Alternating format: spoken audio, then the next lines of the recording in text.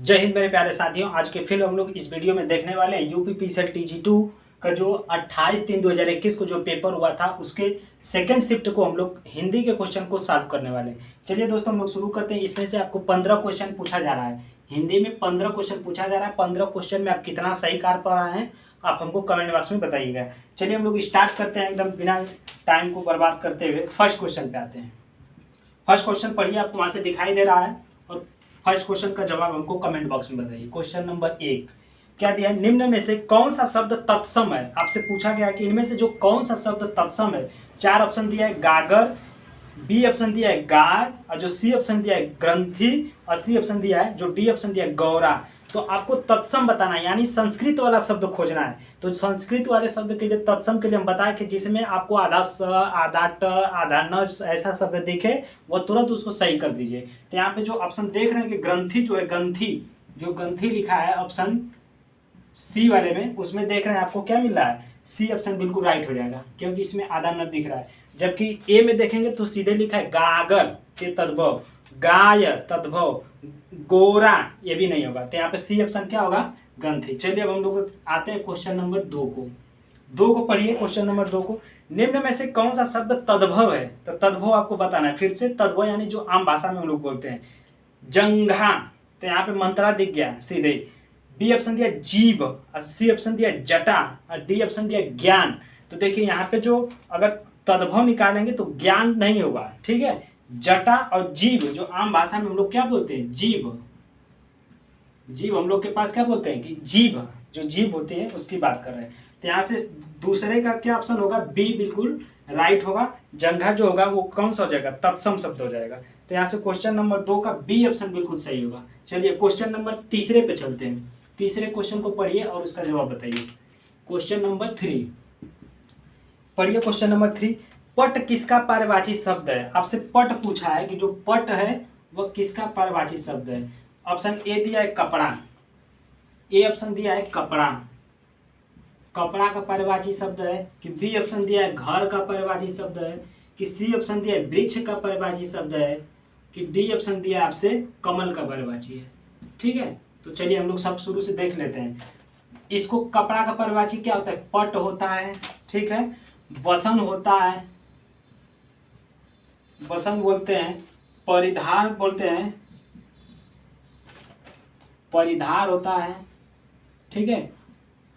पट, वसन, परिधार और चीर, चीर भी इसमें क्या होता है, कपड़ा का पर्यायवाची है। तो आपसे किसका पूछा था, पट पूछा था, तो पट क्या हो जाएगा, कपड़ा सही हो जाएगा। लेकिन हम लोग इसका भी देख लेते हैं। घर को क्या क्या पर्यायवाची होता है, गृह हम लोग बोलते हैं, आवास बोलते हैं, गृह होता है, आवास होता है, ठीक है। आवास होगा, आवास, आवास, ठीक है। चलिए इसके बाद धाम, आवास, आवास होता है, धाम, धाम होता है, ठीक है। इसके बाद आपको भवन बोलते हैं, ये किसका पर्यायवाची, घर का है। वृक्ष का क्या होता है, वृक्ष का तरु बोलते हैं, पादप बोलते हैं, विटप बोलते हैं, विटप बोलते हैं। ये इसका वृक्ष का पर्यायवाची है। और इसको क्या बोलते हैं, पेड़ बोलते हैं। और क्या बोलते हैं, अगम बोलते हैं। अगम भी इसी का पर्यायवाची है, वृक्ष का। कमल का क्या होता है, कमल का तो सबको याद रहता है, जलज,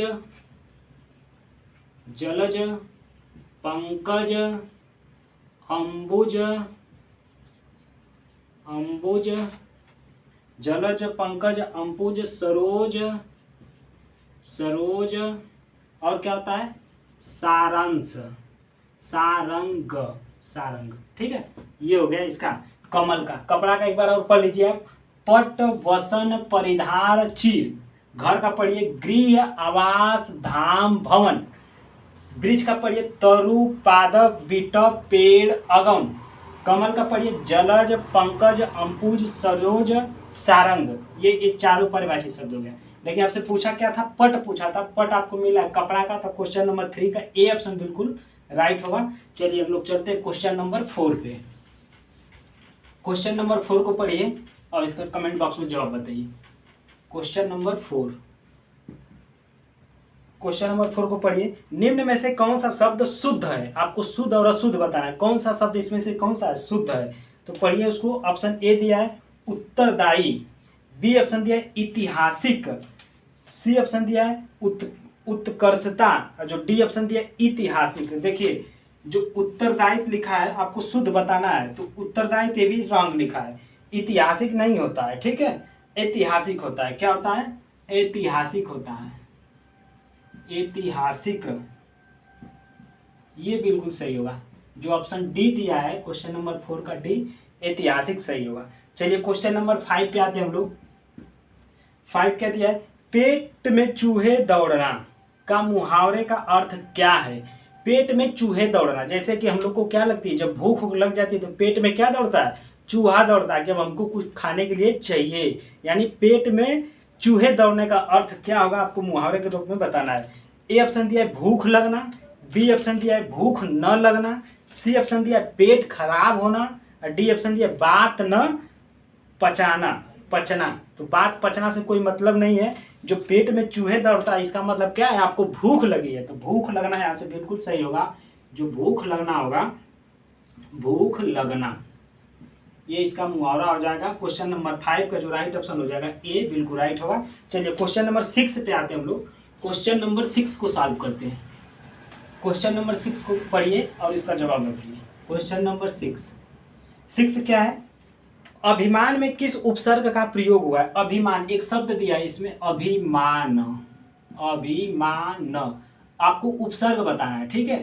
तो उपसर्ग के लिए आपको क्या करना है? शब्द के आगे जाना है कि पीछे? बिल्कुल आपको आगे जाना है। प्रत्यय बताना होता तो कहाँ जाते हैं आप? बिल्कुल पीछे, ठीक है। तो अभिमान में आपको बताना है कि अभिमान में कौन सा उपसर्ग होगा। अभिमान, तो अभिमान में अभिधन मान, यहाँ से अगर तोड़ेंगे इसको तो क्या होगा? अभि अलग होगा और मान अलग होगा। तो आपको प्रत्यय यहाँ से जो उपसर्ग मिला, क्या मिला? अभी। तो ऑप्शन किस में मिलेगा? क्वेश्चन नंबर 6 का डी ऑप्शन बिल्कुल राइट होगा, अभी। चलिए क्वेश्चन नंबर 7 पे आते हैं हम लोग। क्वेश्चन नंबर 7 को पढ़िए। निम्नलिखित में से कौन सा शब्द पुल्लिंग है? अब स्त्रीलिंग और पुल्लिंग आपको बताना है। यहाँ पे पुल्लिंग बताना है। देखिए पुल्लिंग बताना है तो पुल्लिंग कौन सा है? फूल, बी ऑप्शन दिया फुर्सत, सी ऑप्शन दिया फसल, और डी ऑप्शन दिया है फौज। तो जैसे अगर हम लोग फौज देखते हैं तो कहीं बहुत ज़्यादा फौज की सेना इकट्ठी है, तो हम लोग कहते हैं फौज इकट्ठी हुई है, फौज इकट्ठी हुई है। तो ये क्या है? स्त्रीलिंग है। फसल, फसल की कटाई शुरू हो गई, ठीक है, ऐसे बोलते हैं फसल की कटाई हो रही है, इस तरह से आप बोलिए। फुर्सत, हमें फुर्सत मिलेगा तो बताएंगे, ठीक है। और जो ए ऑप्शन दिया फूल, फूल खिल गया है, ऐसे फूल के लिए बोलते हैं तो क्या? फूल खिल गया है। तो ये क्या हो गया? पुल्लिंग हो गया। 7 का ऑप्शन नंबर ए बिल्कुल राइट होगा।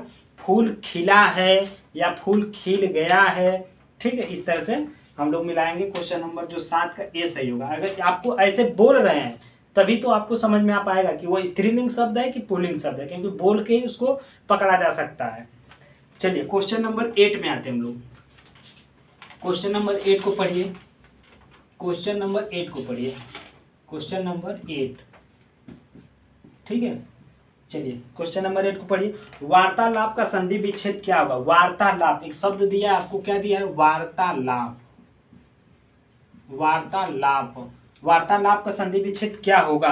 वार्ता धन अलाप, बी ऑप्शन दिया वार्त धन आलाप, सी ऑप्शन दिया वार्त धन अलाप, डी ऑप्शन दिया वार्ता धन आलाप। तो जब वार्तालाप को तोड़ते हैं तो कैसे टूटता है? वार्ता धन धन अलाप, आलाप, ठीक है, वार्ता धन आलाप। ये अगर इसमें आपको संधि पूछा जाए, आ की मात्रा यहाँ से देख रहे हैं, आ प्लस आ बोल के आ मिलता है, ठीक है। तो इसमें बनेगा कौन सा संधि जो बनता है? तो इसमें बनता है दीर्घ संधि बनती है। कौन सी संधि है? दीर्घ संधि है। अगर आपसे संधि पूछे कि संधि कौन सी है तो दीर्घ संधि, ठीक है। क्वेश्चन नंबर 8 का जो राइट ऑप्शन हो जाएगा डी। वार्तालाप को तोड़ेंगे तो वार्ता धन आलाप, ये हो जाएगा। कौन सी संधि अगर पूछ दे आपसे? दीर्घ संधि है। चलिए क्वेश्चन नंबर 9 पे आते हैं हम लोग। क्वेश्चन नंबर 9 को पढ़िए। बुराई में किस प्रत्यय का प्रयोग हुआ है? एक शब्द दिया है बुराई, बुराई में कौन सा बुराई में किस प्रत्यय का प्रयोग हुआ है, बुराई। देखिए इसमें अगर तोड़ेंगे क्या हो जाएगा इसको, तो यहाँ से किस प्रत्यय का प्रयोग हुआ है, तो प्रत्यय हमेशा कहाँ लगता है, आगे लगता है कि पीछे लगता है, आप बताइए। देखिए अब से उपसर्ग पूछा जाएगा तो आगे होगा, उपसर्ग पूछा जाएगा तो आगे, अब प्रत्यय पूछा जाएगा तो कहाँ होगा, पीछे। तो यहाँ पे राई मतलब आई, आई हो जाएगा क्या, इसका प्रत्यय हो जाएगा।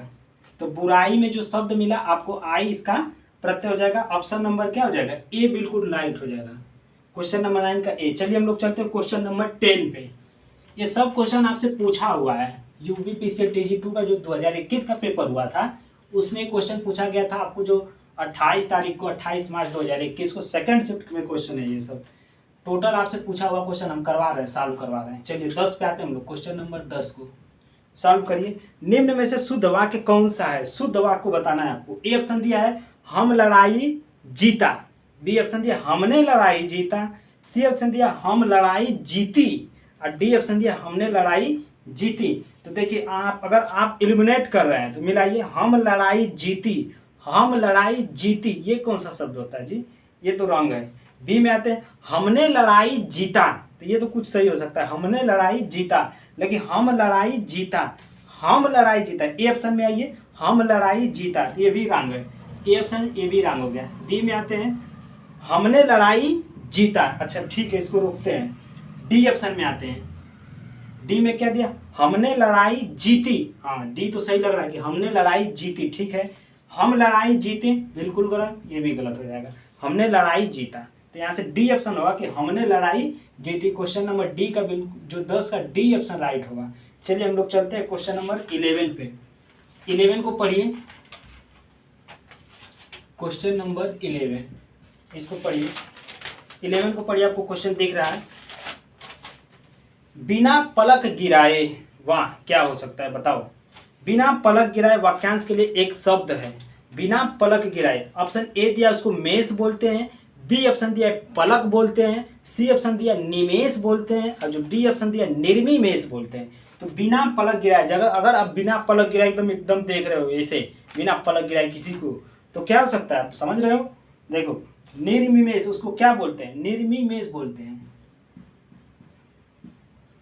निर्मिमेष, ठीक है, निर्मिमेष,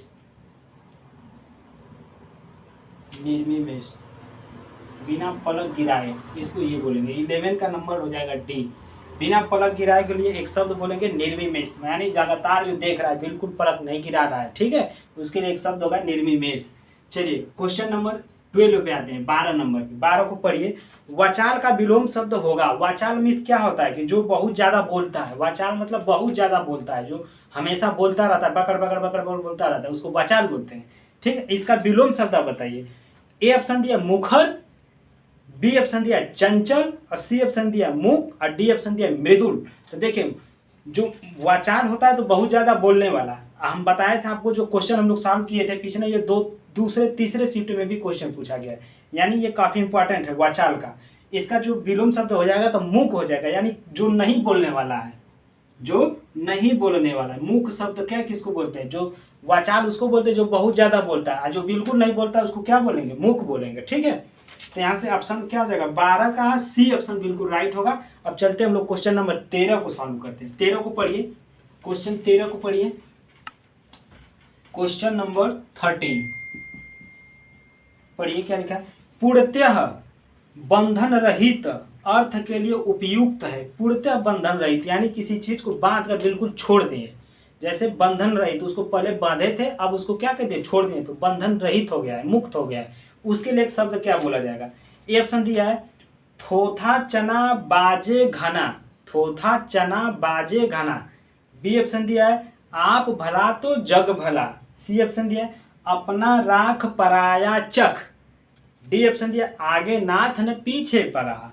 तो देखिए पूर्णतः बंधन रहित, किसी चीज को पूर्णतः बांधे रहित यानी बंधे थे फिर उसको मुक्त कर दिए हैं, तो उसके आगे पीछे कोई नहीं है। इसका राइट ऑप्शन क्या होगा, आगे नाथ न पीछे पगहा। तो राइट ऑप्शन 13 का डी होगा, आगे नाथ न पीछे पगहा। चलिए क्वेश्चन नंबर 14 पे आते हैं हम लोग। 14 को पढ़िए, क्या लिखा है।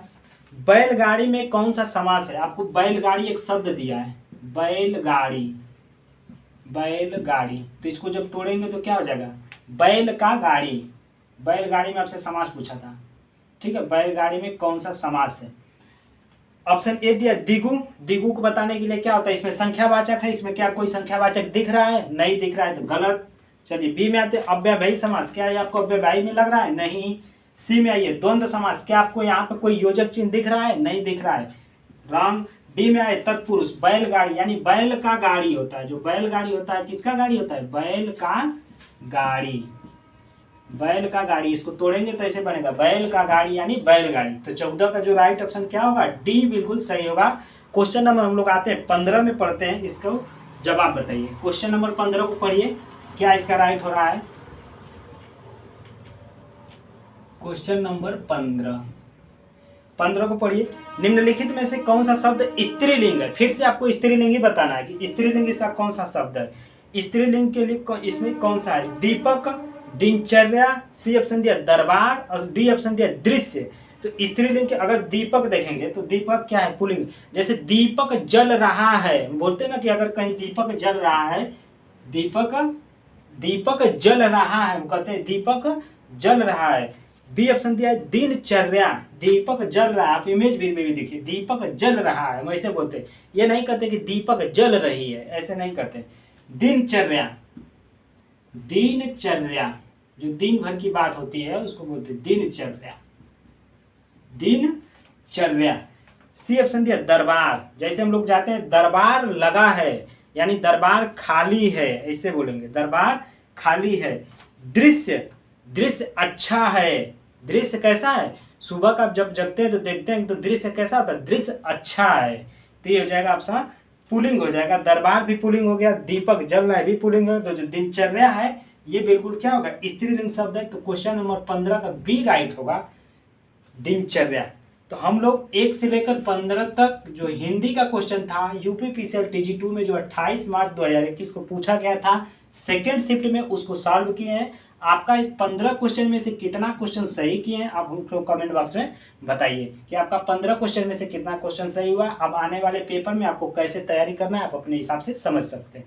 तो चलिए दोस्तों, हम लोग मिलते हैं नेक्स्ट वीडियो में। और अगर आपको इसका PDF चाहिए तो टेलीग्राम चैनल से जुड़ जाइए। वीडियो देखने के लिए बहुत बहुत धन्यवाद और चैनल को भी सब्सक्राइब कर लीजिए। जय हिंद।